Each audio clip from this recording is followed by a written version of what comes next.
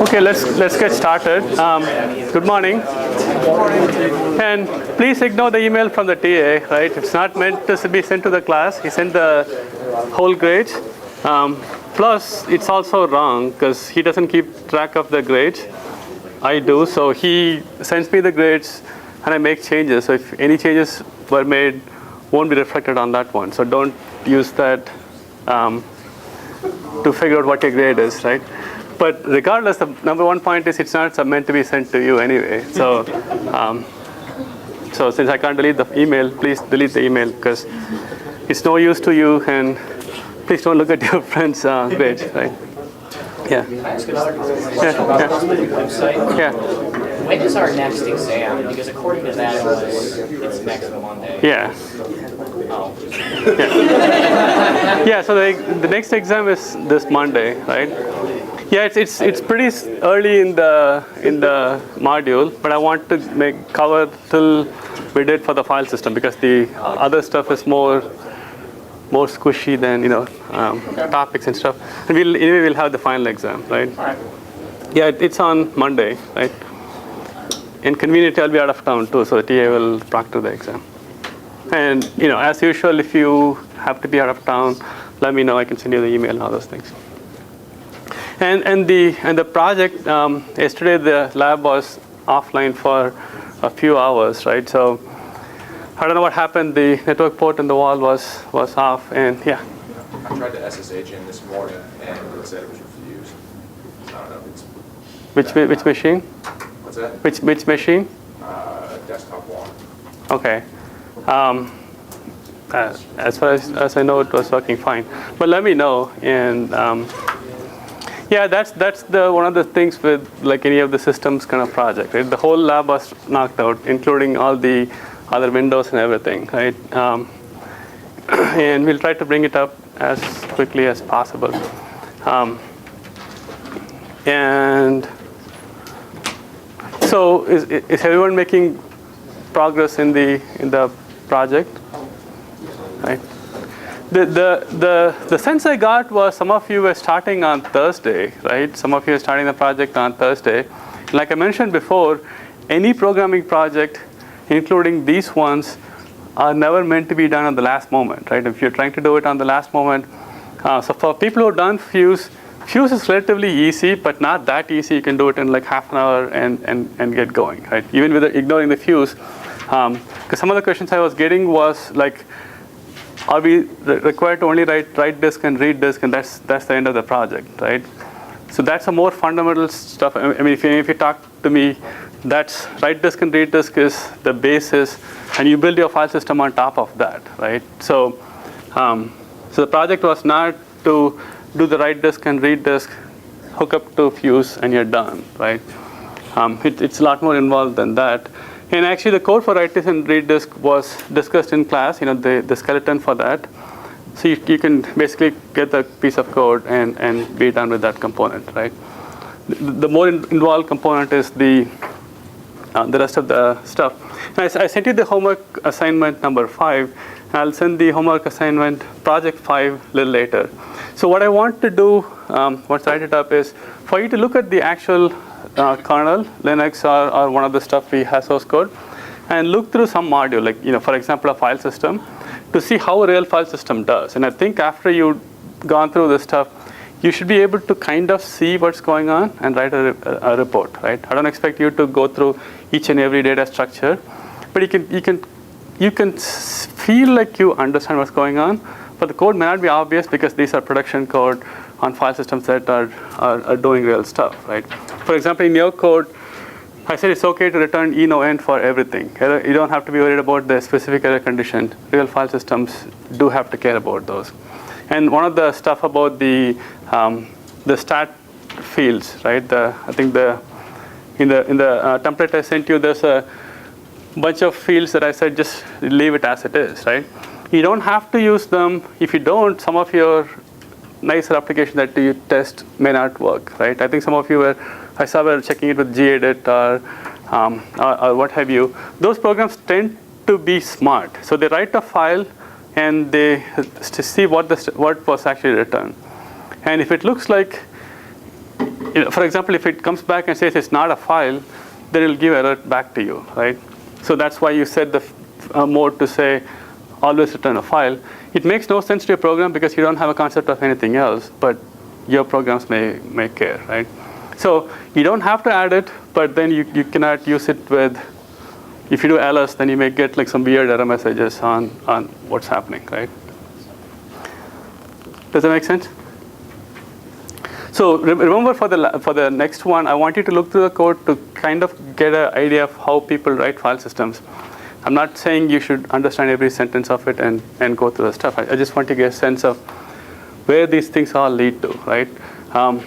And this is one of the reasons why I never asked you to do the stuff inside the kernel, right? If you find using Fuse harder, mucking with the kernel is orders of magnitude harder, right? Because you have to precisely work with the fit with the rest of the system. If you don't, your whole system will crash, right? Okay, so is that clear so far? For the exam, we'll cover till how much we are able to cover in today's class, right? So last class we left off, we're looking at the different hardware and what that entails. So we looked at hard disk and we saw that hard disks have this notion of platters and seek and access and stuff. And in a few slides, we'll see how we can use that to build file systems. For your example, you don't really care about anything. You can choose whatever block you want, but a real file system has to be aware of the medium. So it has to be aware that it's working on a flash disk and it shouldn't update something too often. It should be aware that it's using a hard disk. It should be aware how fast it's going, so it can give you the best performance that you might want, right? So one other thing, some of you may notice that I was not on chat all last night. My laptop crashed, and I had to do FSCK, the full sanity check. It took like 6 hours, right? So that's a data point for how long it takes for it to go through and make sure that all the data structures are fine. It's a 100 gig disk, but it still took like 6 or so hours, right? So imagine the newer hard disk and newer machines, and it can take quite a bit of time, right? So yeah, it can be done, but it's an extremely slow process. So hard disk were there. The next important media is the tape, right? Essentially, tape is similar to your VCR tape or audio cassette tape from yesteryears. You have two spools, and essentially, some tape goes from one to the other, and so you can read what is under the head. I mean, if any of you still remember the audio cassette, right? So if you want to seek to a random spot, you have to rewind all the way back, or rewind to a certain spot, see if you're in the right spot, and rewind or forward. It's a very slow operation compared to what you can do in a CD, where you can say, go to the particular track, and relatively quickly it gets to that, right? See, there's another thing you can learn from how CDs work to how the discs work. If you're playing a particular song, CDs are perfectly fine because they're doing a sequential access for the next segment and so on. But if you change the track, right, it doesn't go as instantaneously. You can see it kind of do something while it goes to the next track. Even though it knows where the next track starts, it can't just go there. I mean, you can see the CD making noises while it's seeking to the right track, and then start from there. And that's essentially what your hard disk will do. And this is similar to your VCR tape where you have to. So these are good if you writing sequentially. These are not good if you have to do any kind of random access, right? But the nice thing is these are cheap, and the other nice thing is these are portable, right? So I can essentially have infinite storage by buying a fairly expensive storage media with the writer, but have as many tapes as I want, right? And that's one of the reasons why this is a good backup media, right? For example, Notre Dame has a big backup farm. It's all automated. There's like robots going and changing the tapes and all those things. But they can take practically infinite backup because all you need is like more tapes, right? Whereas if you're doing hard disk, then you have to remove the hard disk. Hard disks are more expensive. They're not designed to be removed and all those things, right? So the set of operations that they support is the locate, right? Which basically you can use that sort of like seek, but it's not quite that accurate. You can figure out where you are, and you can move back and forth by a certain amount. Basically, not reading, but just move forward and backwards. And tape drives are append only.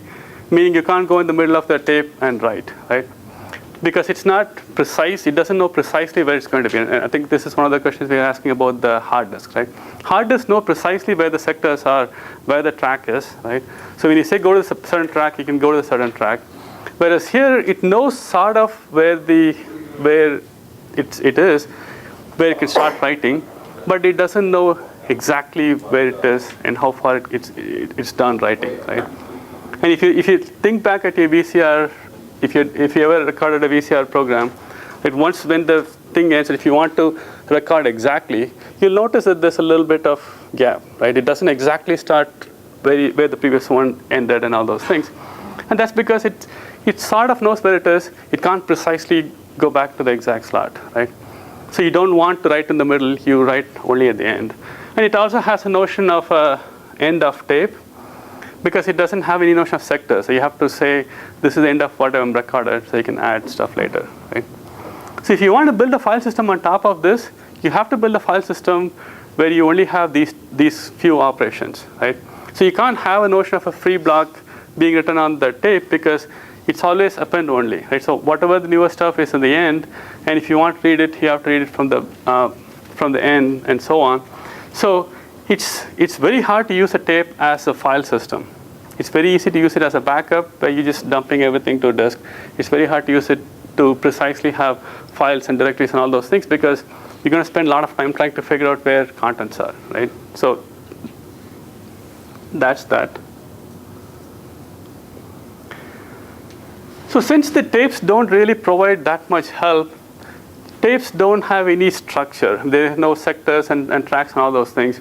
So operating system typically does not do anything with tapes. They just give the tape to you, and it's the application which decides what to write on it, right? So if you write a backup application, it has to know, it knows what the operations are, but it has to create the notion of file system, files, and of what have you, right? So that means that the tape can only be used by one person, one application, right? It gives a tape to you. You can do whatever you want with it. You can create whatever structure you want with it. But when you're done, it'll give it to somebody else. It can't have two people operate on the same thing, because operating system itself does not impose any structure on the tape, right? And there are other media that we all use, right? Some of the storage media, like these tend to be cheap. These are portable, and we tend to and they perform an important role in operating system. And I'm not sure if floppy disks play that much of an important role, because floppy disks are fairly dead, right? Most of the newer machines don't use floppy because they are so slow. But essentially, floppy disk is, if you think of it, it's one platter of the hard disk we saw, right? In a protective sheathing, right? It does the same thing. There's something rotating. There's a notion of sectors. There's a notion of tracks. Right? There are no cylinders, because typically there's only one of those. And it can operate at the same way as the hard disk, except dust is a big problem, right? Because these are not protected as well as a hard disk. So they can't operate just as fast. And you have to be aware that things can, dust and stuff can affect how these are. But they are cheap, right? I mean, floppy disks barely cost anything these days. And similarly for CD-ROM. CD-ROM is one of the most preferred media right now. It doesn't suffer from the notion of dust and everything, because it's written optically. I think I have a... Let's go along with the floppy disk. So I'm not sure if floppy disks, how relevant they are anymore, because they are low capacity by nature, because if you have to worry about dust, so you have to have more redundancy. You can't use it as efficiently as a hard disk, because you have more dust, and you also have more wobble. If you've seen the floppy disk, it's really floppy, right? So if you really want to go really fast, this gets into like mechanics and all those things, right? So if you're spinning it at 10,000 RPM, your floppy will just probably shred to tears. It doesn't go that fast because it's kind of wobbly, and it usually holds like a megabyte. It can hold more, but if it holds more, then dust and all those things become a major issue, right? The idea here is like this, right?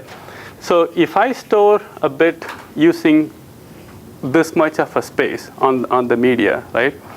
That means I have, so suppose this option to store this small, or this option where I store the bit over this longer period, right? Magnetically I'm storing, right?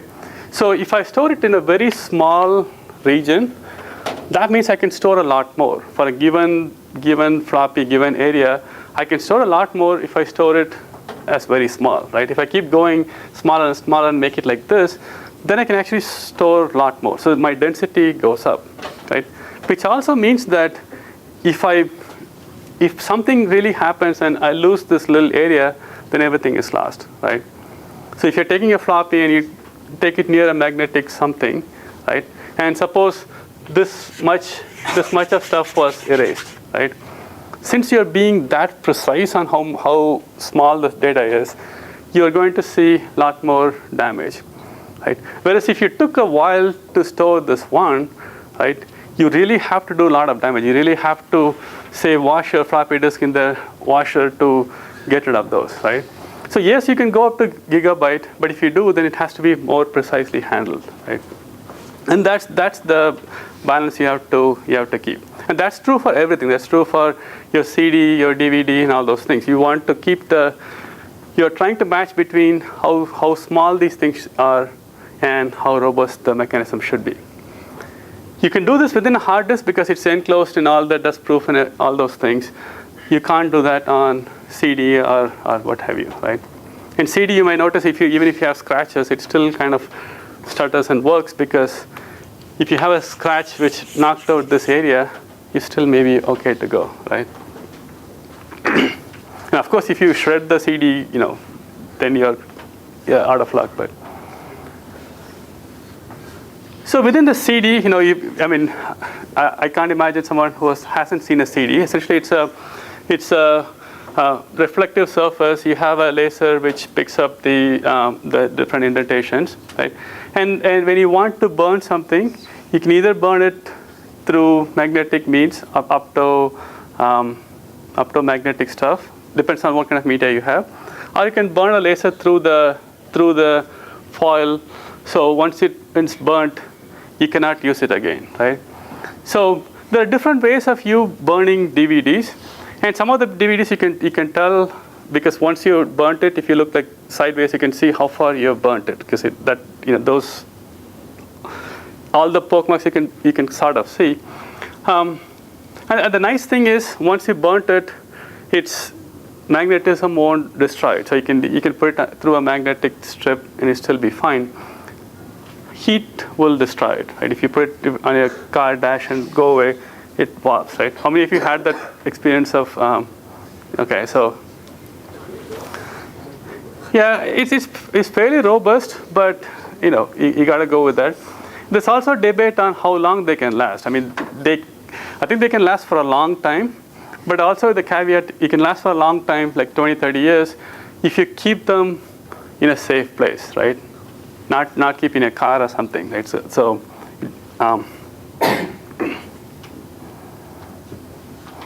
those sort of disks are typically called worm disk. Write once, read many times. So your CD and all those things can be written once and be read many times. But you also have the read-write version where, depending on the processing they do, you can rewrite many times, right? And the rewrite is not the same as what you do in disk. Your rewrite is a lot slower.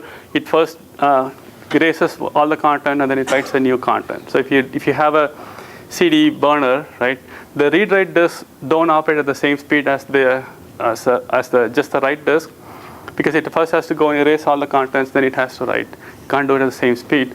But these things are so cheap now and so prevalent. These are the stuff. And again, you're not buying this because of the cost per gigabyte. You're buying it because it's removable, right? Your hard disk may still be cheaper, but with this, you can make as many copies as your heart desires by just keep burning these things.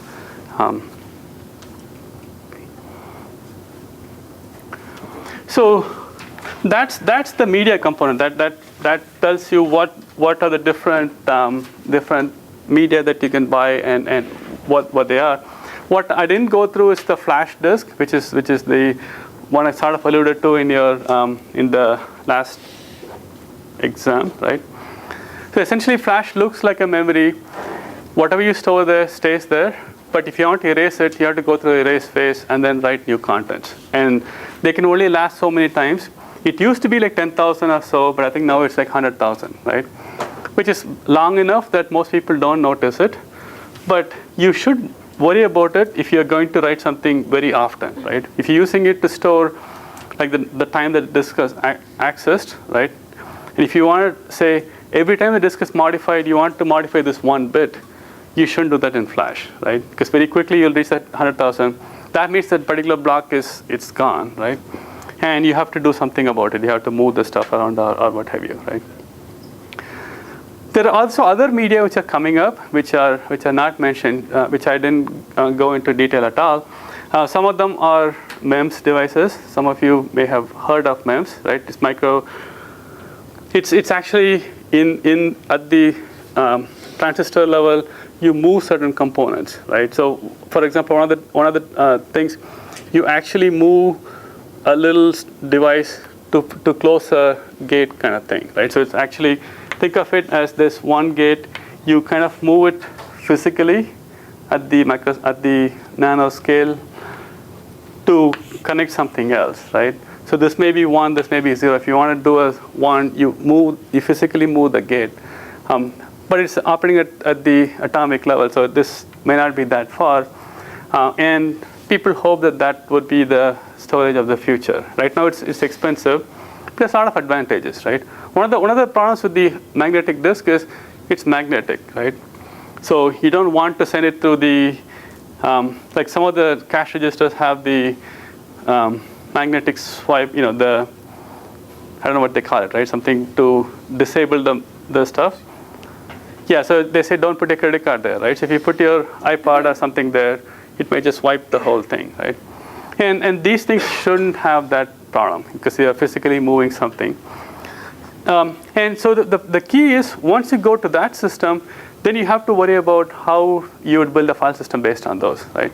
So some of the ways that they build these things now is there's a whole bunch of these things, and you have one mechanical move which moves all of them, right? The way the MEMS devices work, which means that the cost of writing one bit is the same as cost of writing a whole row, right?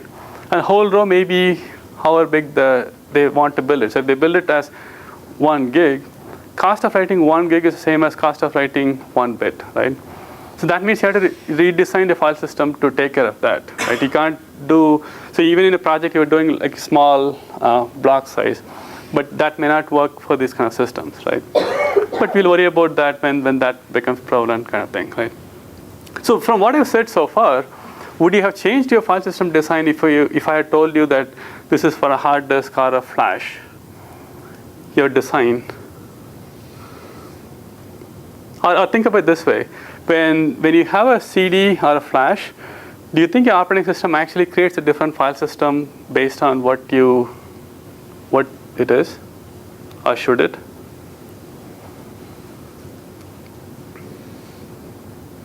You may have created file systems without you knowing about it, right? When you burn a CD, you're really taking the CD, the raw thing, you're creating a disk image, right? Tell me if you burnt CDs.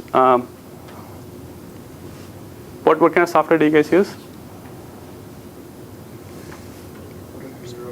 Nero. So does it talk about creating a ISO file? Yes. ISO file is your project, right?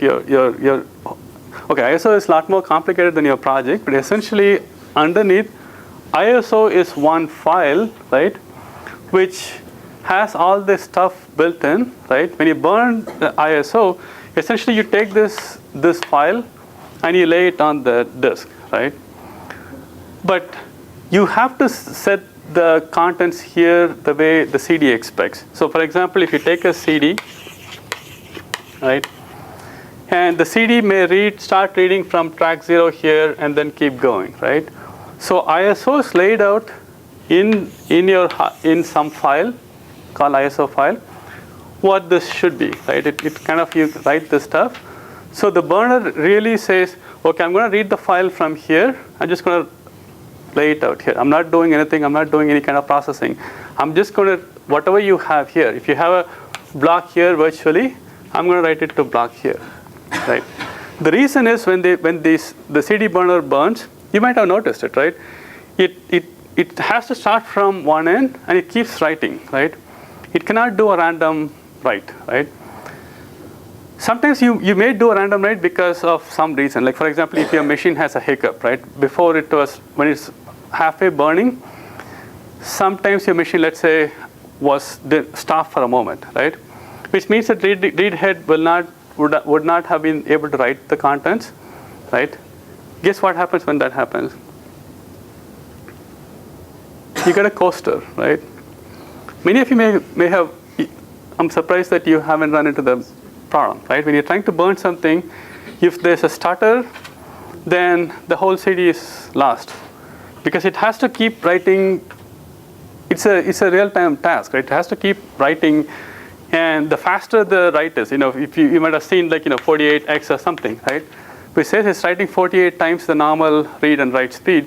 So when it's writing at that speed, if you don't give it some data at the right moment, then if you didn't write that space, it can't go back and write that little space, and the CD is wasted, right? If many of you haven't noticed it, can you see why? Can you think of reasons why you didn't notice it? How would you solve this problem? So the problem is, from the OS perspective, you are saying you have to keep feeding it data, right? If you ever miss feeding data to the burner, then the CD is wasted, right? Yeah. The OS can give the burning task a very high priority, so it's always executed. Okay, high priority.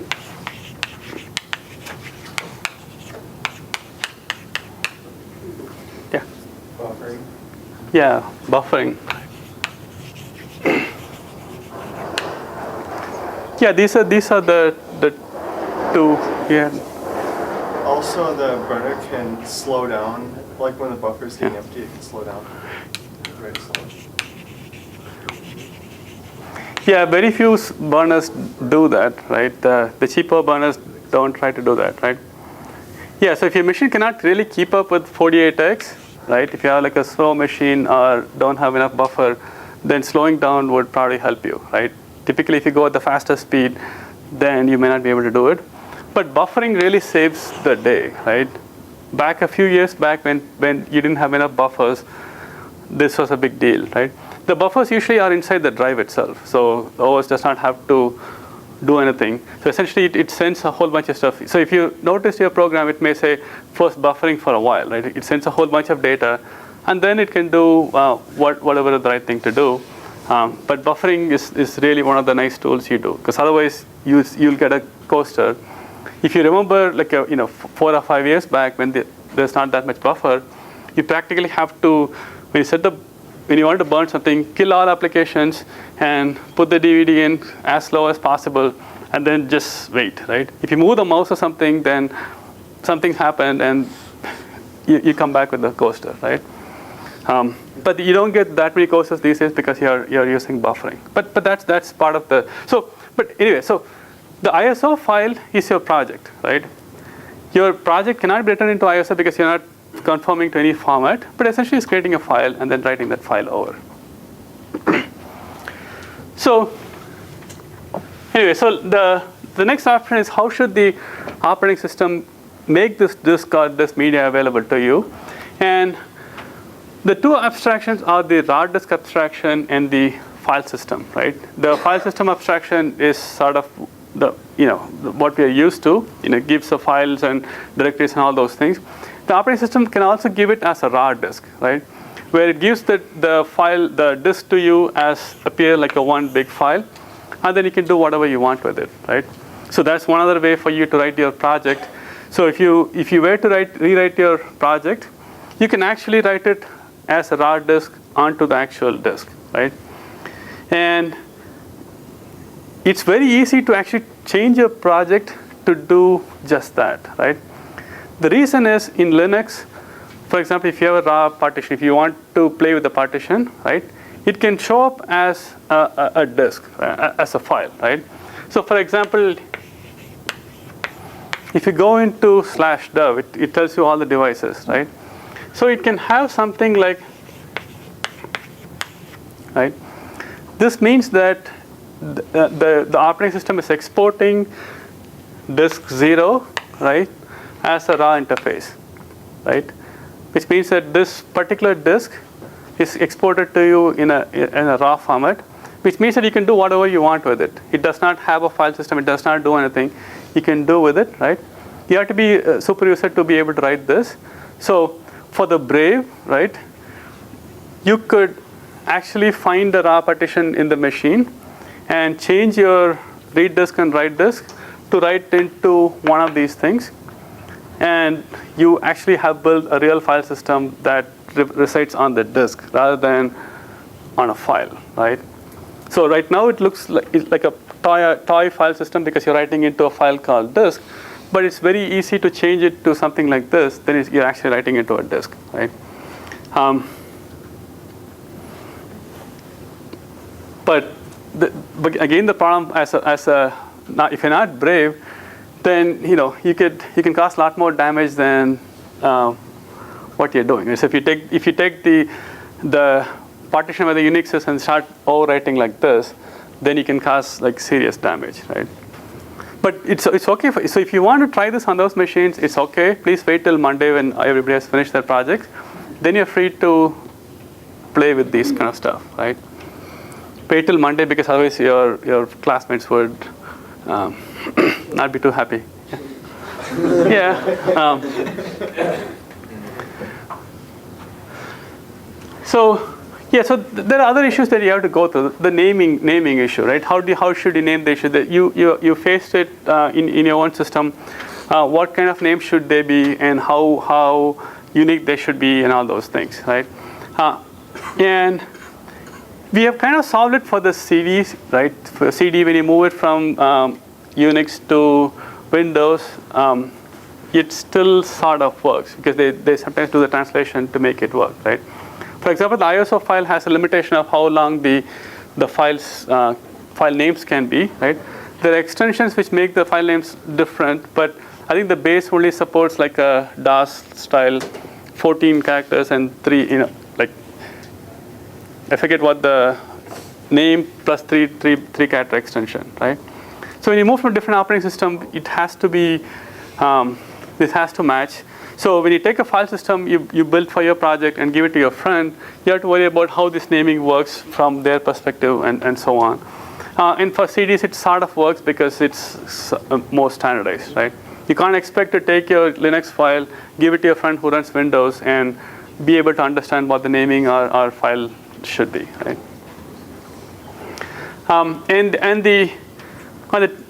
So essentially all the stuff, at the end of the day, you worry about performance. You want to measure performance, and in your case, you measure performance in terms of what time it takes, right? And more effectively, the two things you worry about is the sustained bandwidth and the effective bandwidth, right? Sustained bandwidth is like so if you're doing sequential read, what's the bandwidth you can get out of a hard disk, out of your file system? And effective bandwidth assumes that you're doing other operations. You're doing seeks and moving the stuff around. So you're trying to get a sense of what these numbers are, because vendors want to advertise that. They want to say, we can support blah sustained bandwidth and full effective bandwidth, stuff like that, right? And you're doing a variant of that by measuring the time, which essentially gives you the, if you divide that by the file size, it gives you the effective bandwidth, right? And by the way, so what kind of numbers are people getting?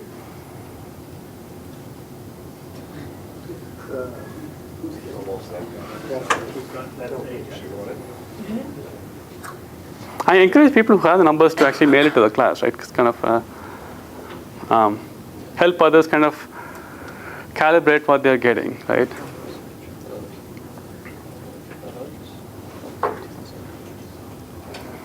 So when you're talking about the hard disk, it depends on so the performance depends on the how fast you can seek, how fast you can access to the different sectors and tracks and so on, and those are all built into your cost. In your example, you don't know about it or you don't worry about it, but in real hard disk you have to worry about those. So that brings us to the issue of disk scheduling, which we'll see in a little bit.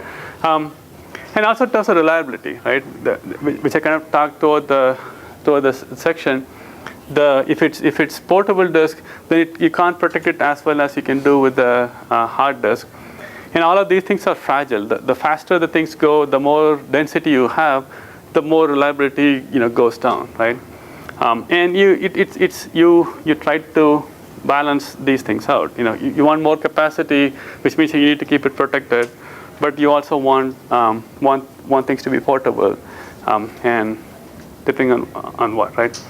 And there are lots of variants of like how you protect your stuff, right? So if you use the PSP or one of those games, right? It actually has a optical stuff like CD or DVD, right? But it comes in a little plastic sheet, right? It's not as like a CD kind of thing, right? And sometimes when you see the way CDs are abused by people, they just toss it around like. So one of the things that when people say CDs are more robust from scratches and stuff, you might have heard that, right? CDs don't bother with the scratches and stuff, right? What do they precisely mean by that? What do you think they mean by that? So when you buy audio, so let's take audio CD, right? Very few people keep it like no scratch, no dirt, nothing. Keep it like that, right? You see people like touching this stuff and with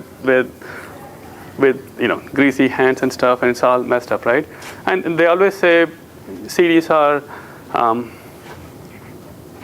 doesn't bother. I mean, laser goes through the stuff, right? What do you think that they mean? Do they mean that regardless of how much grease you do, the laser just blasts through the grease and then reads the content? Or B, yeah. Well, I mean, you can scratch the plastic. You're not scratching the part the actual data is on, like if it's on the silvery film, but you still can't read it. Yeah. If you scratch the plastic. Yeah, if you scratch the plastic, the laser can just blast through the plastic and then read the contents, right? The underlying contents may still be fine, but there's grease and scratch which don't let you read through the gunk, right? Does it mean that, or does it mean that there's enough redundancy that you can get away with loss? Yeah. Well, with audio CDs, there is a ton of redundancy. So if you can't read a little bit of it, it doesn't really matter. Yeah. So what does that mean in practical terms, right? So his argument is in audio CD, there's so much information that if it's dirty, sure you can't read everything, but you have enough that it doesn't matter, right? Or in other words, that means you don't get the same quality as you could have if you'd kept the CD clean, right? Yeah. But there's also error correction information in there, so even if you can't read some of it, you can actually reconstruct it too. Yeah, so you can have error correction, right? And if you take networks, that's essentially what you do in networks, right? Error correction, you add extra bits, right? Or if you take architecture too, you do parity and stuff. If you see RAID, we do that too, right? So error correction, so the fundamental notion of error correction is you add extra bits to get redundancy, right? So let's say take parity, right? Which says that if you have 3 bits, right, you add a parity bit, which you might have seen in architecture, you'll see it in RAID and all those things, which basically says that you compute a parity of these bits here, right, such that if one of them is lost, you still get the rest of the content, right? And these are class of codes called erasure codes and all those things, right? If you look at this, you might notice that it went from 3 to 4, right? So now you can only store less than what you could have stored if you hadn't done all the bad things to the disk, right? So either you lose quality or you have to store extra, right? Which is not a problem with CD because CD doesn't have that much content. It becomes an issue when you're doing DVD or Blu-ray or whatever, right? You still have the same media, but you're asking to store a lot more, right? Something to think about. I mean, it's not that you blast through the grease and read the contents, which you could, but I don't think you want your CD reader to be blasting. You see like frying, oil kind of smell, right?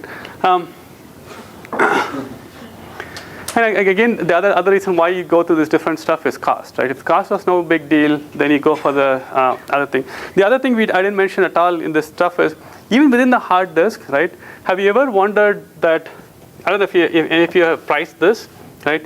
if you ask for a desktop 500 gig disk, it can probably cost you like, let's say, $60, right?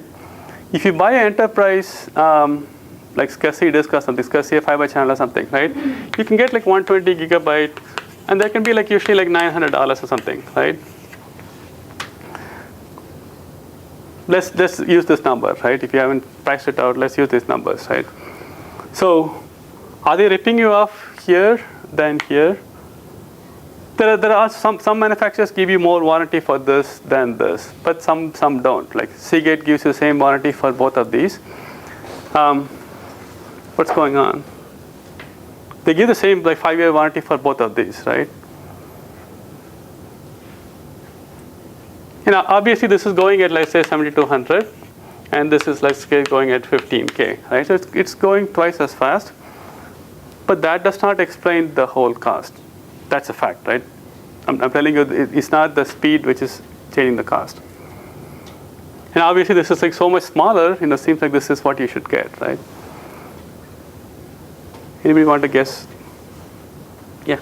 SCSIs have a lot more of error correction code on them in parity. So it's a lot harder to lose data on a SCSI. Normally on the disk, they contain much more of the error correction code. Mm-hmm. So if you miswrite something on there, you'll be able to reconstruct much more. So it's harder to effectively lose your data due to a head miswrite or something. Yeah. Also, I mean, they end up seeking a lot faster, but if you try and use like an IDE drive for a database server where you're seeking constantly, it destroys the drive pretty fast.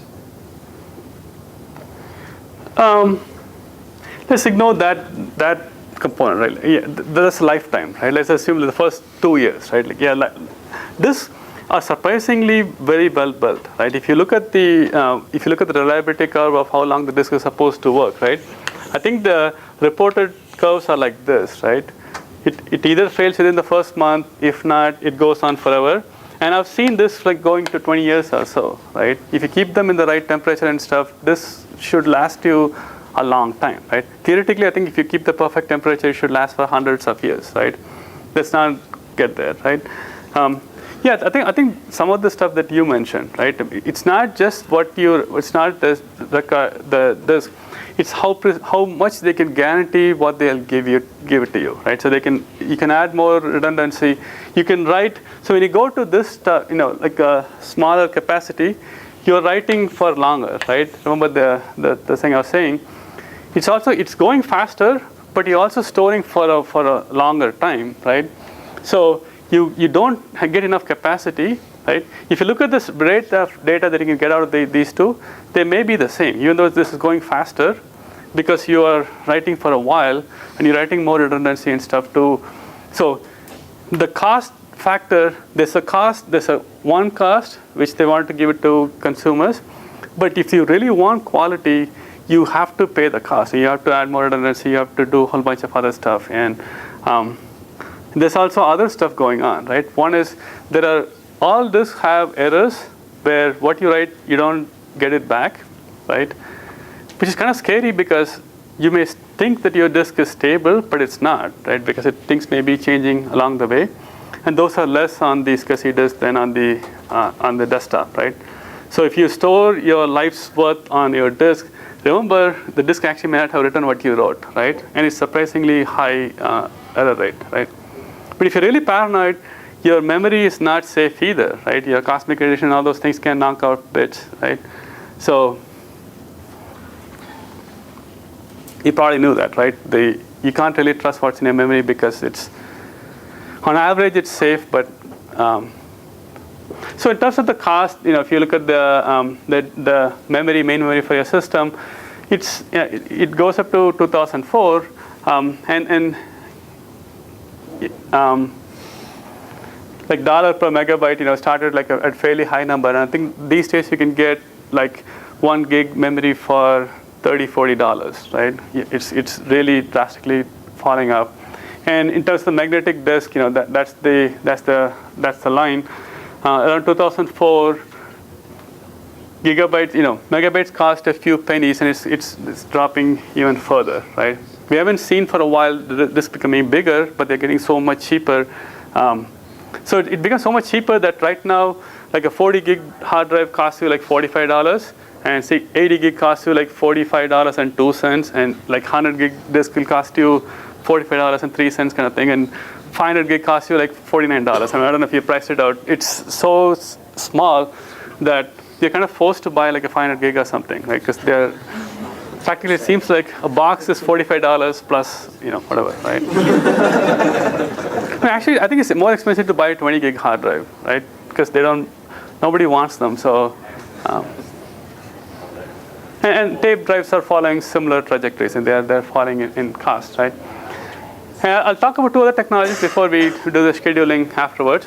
One is the network attached storage. This is attracting a lot more interest. In terms of NAS, so they're observing that machines don't have to be linked to the particular stuff. So you can put them on the network. So you can put them on the network and attach it to your hard drive, either as NAS, where it applies as a file system, or as iSCSI, where it looks like a hardware drive connected to your machine, right? More important, so this gets into the distributed system kind of concepts, but it's there.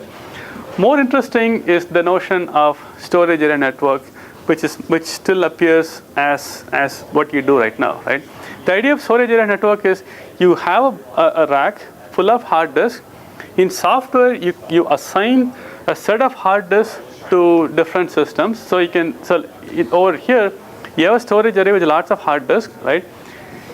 You carve out some of them to one server, some of them to another server, and so on. It appears as a raw disk, right? So essentially what happens is, let's say you have like 3 hard disks, right?